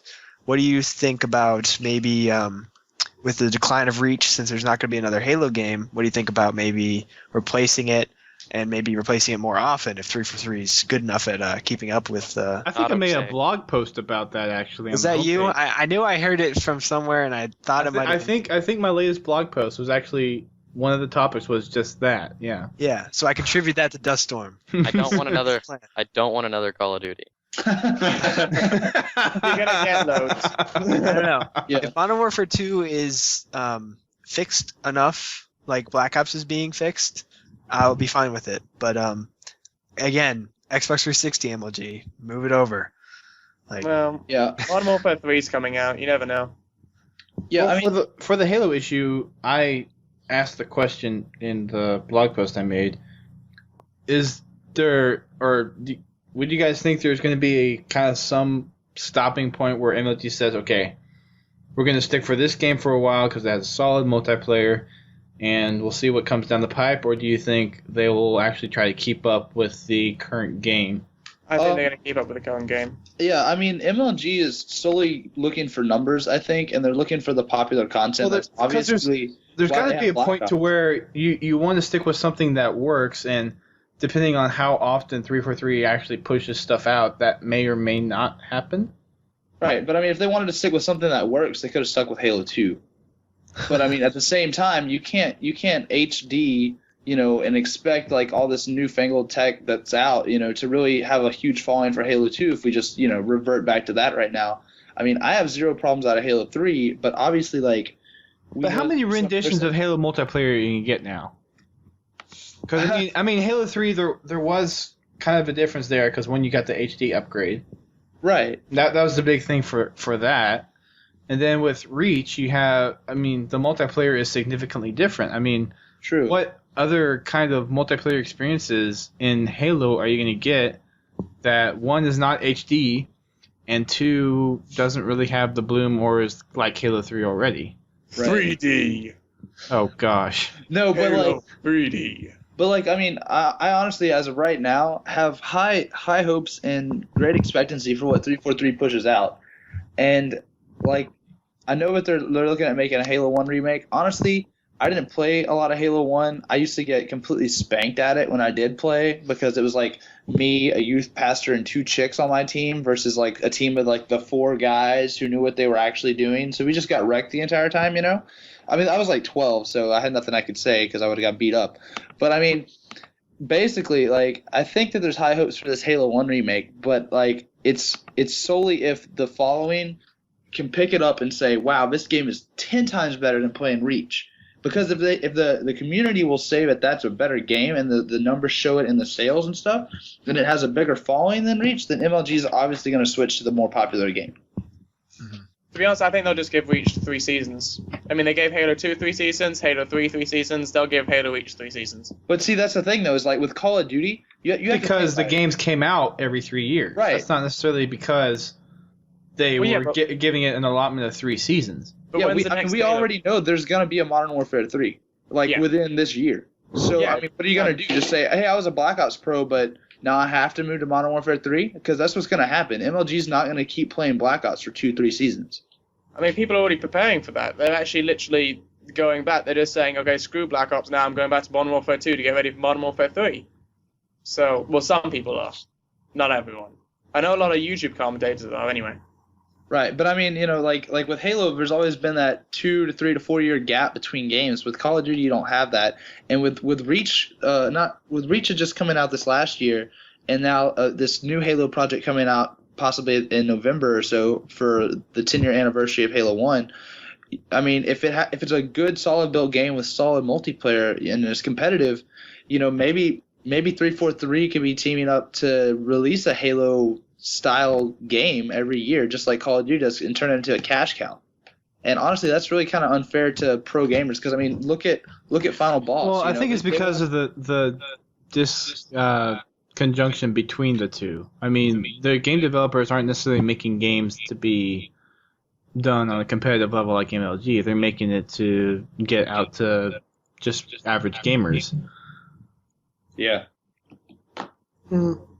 I mean, if there was like a video game company that was actually kind of dedicated to making a competitive game that were for like professionals, then yeah, you're going to give plenty of time for that to grow, and it would be almost like the Halo stuff where it's like every 3 years, okay, something new's coming out. There's been an improvement in technology that we're going to finally incorporate. Yeah. Right. I mean, because the difference from a 1 year separation isn't that much, but 3 years, like we've seen with Halo, is quite significant. Exactly. And I mean, even when you look at Halo 3... So it seems like 3 is a magic number in that case. Right, but even if you look at Halo 3 and the time it had on Circuit, like we didn't see until the very last 3 tournaments of Halo 3's existence on MLG Pro Circuit an actual dynasty form out of that. So, I mean, like, even then, the teams were so close in skill comparison that, you know, we didn't have just this dominant Halo 2 Final Boss dynasty. They raped everyone, you know, and then they finally had a little bit of stuff coming from Carbon, you know. It wasn't like that, you know. And so you're right in the sense of like it being a 3-year period, you know, and really learning, adapting, and figuring out the game. Like I know so much about Halo 3. I'm sure the rest of us do because we've played Halo 3 for so long that you know we know there just about everything there is to possibly know about it. Whereas with Call of Duty, if I were a Call of Duty pro, I'd be pissed that a new game came out every year because I would spend so much time rushing to try to get a squad together to try to really learn everything and dive as deep as I can into every trick and every nade and every little bitty bit of the game I could possibly scrounge up in a year, only to have that all go away and learn something brand new the next year. And I even then I could suck at it. I could be Final Boss and finish 10th, you know? Right. I guess it's just the fact that games like Reach are built for MLG. Games like Black Ops or Call of Duty aren't, really. I mean, to be honest, I would much rather watch Reach than watch Black Ops. By so much. I'd much rather watch StarCraft at this point. I actually don't watch StarCraft, so I know. Well, the stream was down almost the whole time. Yeah, but I mean, even... we were there, so we could have still watched it. But I'm just saying, like, in all honesty, Reach is really slow-paced, and, like, I don't have as much fun watching it. I know Automatic can't stand playing or watching Assault games. I mean, Oh my god. I didn't even talk about it. the settings are so screwed up right now. I mean, like we have no king, we have no oddball. Oh, they are. Like your staples of Halo are just missing right now. We're having to revert to one flag. I mean, it's not in V3, but we're having to play one flag on reflection in V2. Yeah. And bullcrap just to find fillers. Like Reach is just garbage. It's like the best worst game. Yet it's still fun to play if you go in with a squad, but at the same time you can't stand it. You know. Wait, have you played MLG since coming back from Dallas? I haven't played. No, I actually haven't. Why seen did that. they take Oddball out in the first place? Well, they've updated the playlists. This guy Right. keen on Zealot. Dude, I mean, they're playlist trying out. is- They're trying out King now. Yeah, well, it was supposed to be V3 settings, and what they have is like these like question mark 2.5. settings V2. because there's like Version capture X. flag on Android Yeah, I don't know. I never played And- Android. I don't know what the hell that is. and I think like King on Countdown and stuff. It's ridiculous. Bungie should have done something about that. Like I don't know what they tried to do or what's going on, but they should really just stick to what MLG has. And if they're trying to experiment with stuff, okay, let us know because you didn't let us know at all. So I mean, I've never seen it before until now, but when I played King on Countdown, it felt so much like Construct. Like crazy like Construct. It's hill spawns bottom, hill spawns one side of top balcony, hill spawns bottom, hillside's other side of top balcony. It's almost identical to Construct. But it can work. It can work. It can work. Yes, sir. To the dome. Yeah. Sometimes. But I mean, they're using the MLG playlist on Reach to actually test out a few new things. Oh, that But I mean- bothers me. But yeah, I mean, maps like Reflection, just get rid of Reflection. I mean, we never wanted that. They did get rid of Reflection. It's not in Well, the new they, playlist they either. have now, but I mean, for ages they had Reflection in there, and it was When just do you like, think they're going to start incorporating like the new maps? Like I think Anchor 9 would be a possible candidate for an MLG map. Yeah. I know think the problem John's is all over that. I think if they too many took out the like anti-gravity would be a lot Well, better. yeah, take out the low gravity area, but other than that, it would be a pretty solid MLG map, I would think. To be honest, I would watch MLG Chess. That'd be awesome. so you mean you would watch chess? That's pretty much Hey, what you just I've said. watched chess before. It is boring as hell. Speed Unless chess can be entertaining, but That can be, yeah. chess, bleh. Yeah. Bleh. You just watch them for about half an hour going, wait, no. Oh, maybe, but no. Oh, here. And then after they make the move, they go, oh, I should have made a different move. It's just like, really? You sat there for half an hour contemplating that move, and then you realize it's wrong. Yeah, I think so. No, I might as well- Comments before we wrap this thing up? Yeah, that's cool. Yep. Oh, and I didn't talk about power. Oh, power. You're an Englishman. How did you forget? Well, I didn't forget. It's more the fact that I just wanted to, like, pass over it. Yeah, it's just... I was You're not disappointed. Jewish. You can't have Passover too. Oh. I mean, to be honest, I want more teams from outside of America to compete. But now, I mean, Power don't have pro status. They're now going to have to pay to go. Well, their sponsors are going to pay, but you can't really get sponsored here to go over to America. Mhm. It's going to have to come out of your own pocket, and people don't want to do that. Yeah. So, I mean, I really think MLG should try and branch out to more than just America. I mean, we have ECL here, ECL Pro, and Australia have ACL Pro, but you need more. Yeah, it would. Well, I still think MLG's kind of young to do some of the overseas stuff. I mean, Yeah, I'm and sure just- we'll see it eventually, but I don't think. Just because And it's it's the your biggest doesn't mean it has to move. I mean, you still have your leagues there, and yeah, they might not be as big or have as much of an audience, but they're still there. So use them Well, while you can. I mean, for example, the big event's coming up on April 22nd to the 24th, and literally there are 3 teams that are going to be competing in Reach. Actually, wait, is there any? I'm not sure if there's any. There must be Reach, but I mean, the point is, all there is are Power, Fnatic, and Lone and Lion. That's it. Well, there you go, right there. There's no audience, so why would we go to Europe? No, what I mean is there's no audience because because the prize money is literally £500 for winning. There's too That's many it. ifs for MLG to go. Yeah. I mean, who would want to win and become fat? Become fat. What? Pounds, weight. Oh. Ha ha ha ha ha. Ah, I forgot try, how John. that. Good try. Someone needs a slap. I think We're not conformists. I just don't think MLG is big enough right now to really warrant going overseas. They're getting there, but They're getting there, and I think in time we may see it happen, but I mean, with how much it costs to fly overseas, yeah, it would almost be like the prize money you get is basically paying for the trip. yeah, the transfer of audience to Europe, just like their base audience, they would get a drastic decline in attendance, which might be enough not to have them go. Yeah. They would see a lot more streaming, but at the same time, all that streaming most of it would be coming from the U.S.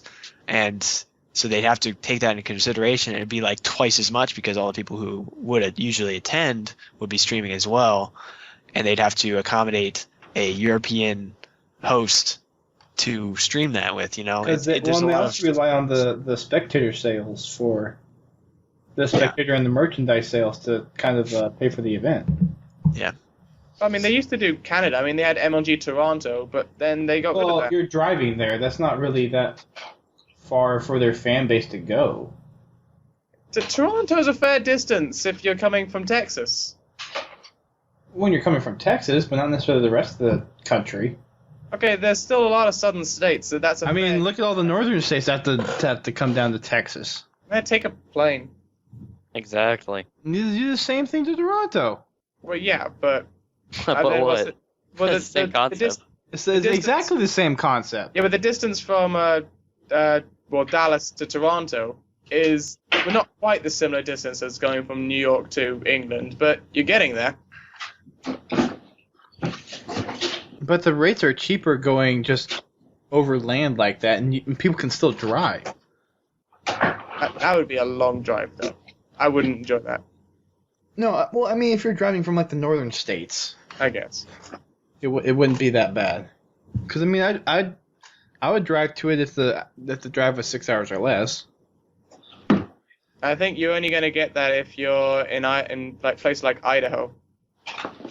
Well, there's a lot of factors and there's a lot of money involved, and that is why the jump hasn't been made yet.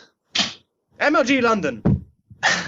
If you pay for it, I'm yes. Catch 22 to the dome. Would Yeah. it be interesting if like the city of London paid for it? Boris Johnson's going to pay for MLG. He'll be interested in that. He probably hasn't even heard of MLG. That would be an interesting like tourist draw if like a city paid for the hosting. Well, I mean, we have the Olympics. Maybe we can introduce it as an Olympic sport. That is the fakest laugh I've ever Oh, heard. did I laugh out loud? I'm sorry. I don't think the Greeks had access to electricity. Let's just Well- stick with that. I don't think they had ping pong tables either. I don't think they had... I mean, I think in order for MLG to go over there would have to be some kind of European gaming league that got big enough to where MLG would probably buy them out or absorb them, Absorb them. and then it would be basically Yeah. maybe a Crossover. separate event. Yeah. It's like you have MLG America and then MLG Europe or something. But that's pretty much the only way I see that happening. Oh, well. We can dream. I mean, heck, Yes. maybe when you're old enough, you could be like Giovanni and start an MLG over there in Europe. Well, if I become famous enough, yeah, I will. If you can become famous and rich enough. I think Yeah. the time has already passed for it to develop like it did here. You know, like Well, when you look at stuff like, especially like the emerging stuff like the internet based companies and like MLG and stuff like that, the time to have started a company that's successful right now would have been when it was started. You know, so at this point you can't really push into that market as well as when there wasn't much of one at all and you were creating it. It's like being a YouTube channel, I guess. Yeah, it's that's essentially what the YouTube scene is. it's pretty much impossible to become a big channel unless you have something ridiculously new. Yeah. Striptease. Now, What? In the face. maybe Yes. Teabags. all Okay, over the place. I think this podcast is kind of pretty much lost Yeah. its steam by this point. I did say I was going to go to bed at 3. It's now 5. It was worth it, right? Thank you, viewers. Our next podcast will be Dallas 2013. Stay tuned. The End of the World podcast. Hopefully, I'm planning to be at Columbus, but I don't remember if my brother's graduation is that weekend, so I might not actually be able to go, because that was going to be the other event I was going to be able to make this year. What about Anaheim? That's If pretty I find somebody to go with to Columbus, I'll be there. I will not be up in that area to be going to Anaheim. What about No, why do they have an event in Rhode Island? but they have Providence? Yeah, That's what I'm It's a hearing. possibility, yeah. yeah. That would be well. No, I think- they made the announcement for the rest of the venues for the year. No, what Oh, did they? a guy leaked them on the forums. No, I don't think they actually made the announcement. apparently, what's his name? The main Halo announcer guy. Apparently, he tweeted it. The main Who, Halo Puckett? announcer guy? You mean the guy who goes double kill? No. for MLG, Puckett. Commentator. Puckett. Oh, okay. From what I heard, Puckett tweeted it or something. When about did he do that? I think on Saturday. Oh. Uh. Because there were a couple articles or something that talked about the events and laid them out and possible dates or dates that they were confirmed.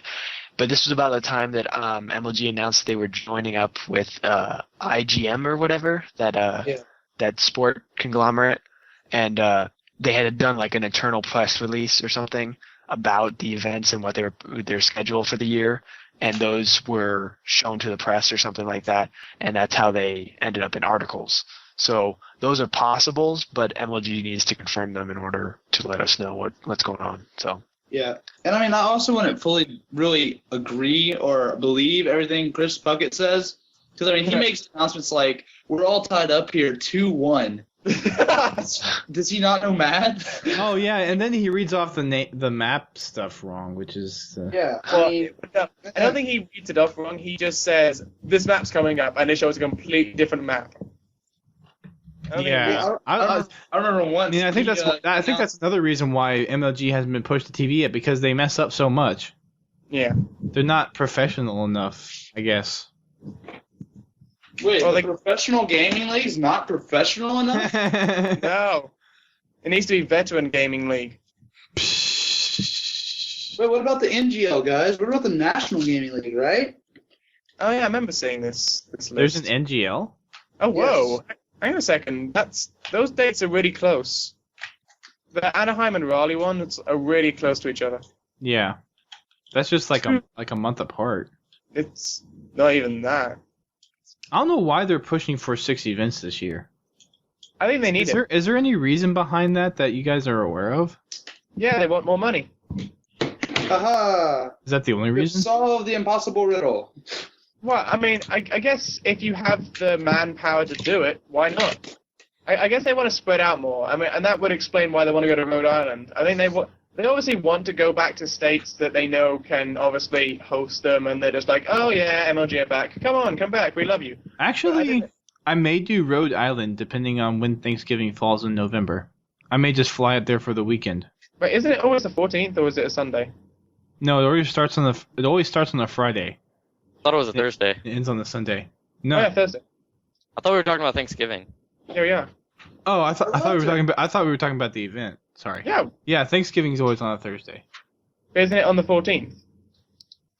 Uh, No, that's just stupid. Why did I just say that? It's always on a Thursday, so Thursday is always the 14th. Whatever Oh. day. no, that's wrong. That's wrong. Yes, I'm afraid so. Thanksgiving would most likely be the 24th. Oh, okay. It's sometime in November. But I may go actually to the Rhode Island one if I can't make it to the Columbus one. Yeah, well, I'll definitely be in Raleigh, so there you go. Competing? Tampa might be in Raleigh. It's possible, but I don't know. Well, if my school hasn't started yet. Oh wait, no, I have to do that stupid orientation crap. You should scrim with me. Wait, who? Wait, what? If you would house me up there, Amp, I would go to the Raleigh one if school hadn't started yet. Hey, you know, Duststorm, Waffle, Matt, he lives in Raleigh as well.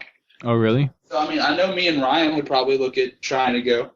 What the heck? Why are you going to so many gaming events? Like, because I want to. Exactly, It's yeah. fun. Yo, I'm John. just sitting here not going to any of them. What's John, up, you Zach? gonna pick me up and take me to Raleigh? If you can go, then sure. I don't see why not. Can you Wait, guys pick any me up idea? and take the rally? Yeah, we'll just drive right over. That's good. Plane ticket to come over. Does anybody have any idea when Raleigh is? Like, they haven't released anything besides Columbus, have they? That link right there that I sent you has the proposed dates. Yeah, it's pretty much gonna be the same days as it was last year, except I mean the dates on that weekend have changed, but it's pretty much the last weekend of August. So Oh man, first day classes start the week before that event.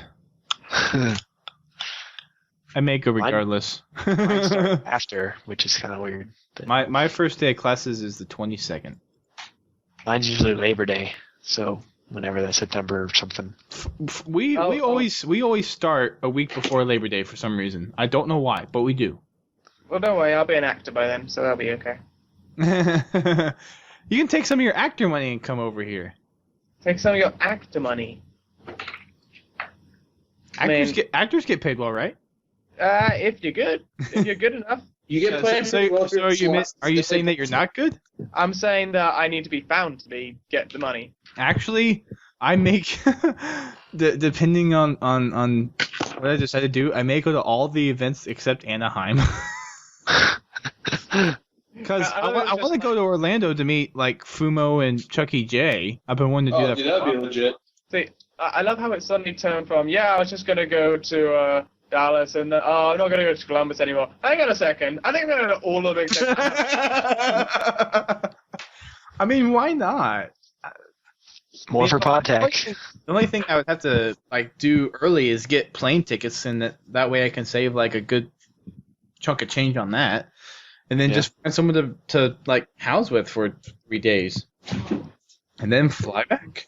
It depends. Oh, okay, I'm taking this way too far. Shouldn't even be in the podcast.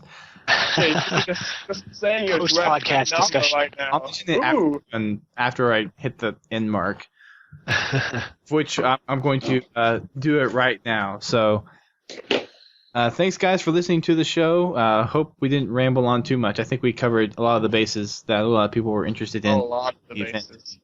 It's 11:11 Central Time. Make a wish. Ooh. It's already Tuesday. We did post a couple videos up. We didn't manage to get any interviews because by the time I set interviews up for Sunday, people were like, Plus, Walshy wasn't there, so. So, we'll try to actually do a lot of interviews whenever I decide to go next. If you come to Raleigh, definitely include me on a Roy interview. Okay. Well, If you mention my name, he might recognize it. because, I mean, what I'm going to try to do, maybe for next time, is, I mean, I personally still want to get an interview with Pistola. That'd be pretty cool. Just because he's young, and I want to kind of get his perspective on being a young gamer. And since Impact did so well, I'll probably try to get someone from there. Possibly Flamesword from Status Quo might be an interesting grab. Mm.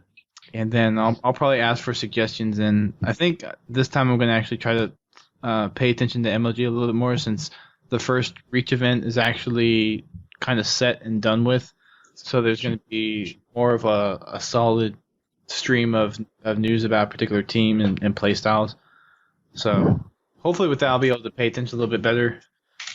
And if anyone is going or is interested in being a media representative at one of these, please contact me, and we'll actually try to get you a press pass. I was talking with the press lady, and it seems like we'll actually be able to get that set up. I see that, Jack. You can stop now. Okay. So if you're interested, feel free to interested to email me, and we'll try to get that set up for the next couple of events. I'll probably email her pretty shortly with my interest in if I can actually go or not. So thanks again for listening to the podcast. Make sure you visit our homepage. We have a couple of posts up there regarding the event that you may be interested in. We also have some videos on YouTube, so check those out as well. And as always, make sure to check out the forums for our community that you can kind of get involved with and try to hit up some people to play or find some events that we do on a regular basis whenever people decide to host them. Follow us on Twitter and Facebook. Subscribe to the show if you haven't already in Zune and iTunes. And please help by donating that'll help us do take care of some of the hosting and possibly some of the events like this for MLG. And eventually, when I do get out of college, it might even go towards me going to stuff like PAX. Considering that's a lot of video stuff, and our video production right now is minimal, probably not for a while. So tomorrow. Okay. Oh gosh. But yeah, as always, check out the forum, check out the site, subscribe to the show, and if you have any submissions for anything, you can email them at submissions@podtacular.com, and watch the site for when our next episode is and what it's going to be about, because I'm not quite sure what we're going to do. We still have to figure that out. But I want to thank all my guest hosts that came today. We didn't have any of the regular crew except for me, but we have some familiar faces and some new faces here. So if you guys want to go down the line again and say who you are and where you're from, that would be great. All right, yeah, this is Anorexic Leader, co-overlord of the Podtac Pro Clan. I'm Stud Muffin. Can't catch the Muffin Man. I'm Otto. I'm in your closet, and don't check because then I'll have to move. I'm Jack. I'm from Cyberline, and I do another podcast with Duststorm that he also posts until we get our new site up, Yay. which will happen soon. You couldn't tell? Jack is from Canada. Yeah. I'm from Canada, eh? And I'm Amp. I'm still a Podtac Pro member, and I'm still better than Otto. You. Dude, let's go right now. Get your on read. Go. Oh man. Smackdown. Autobots, unite. Okay, soundbite. That's what I'm gonna play. Oh, fuck! It's fucked up! To the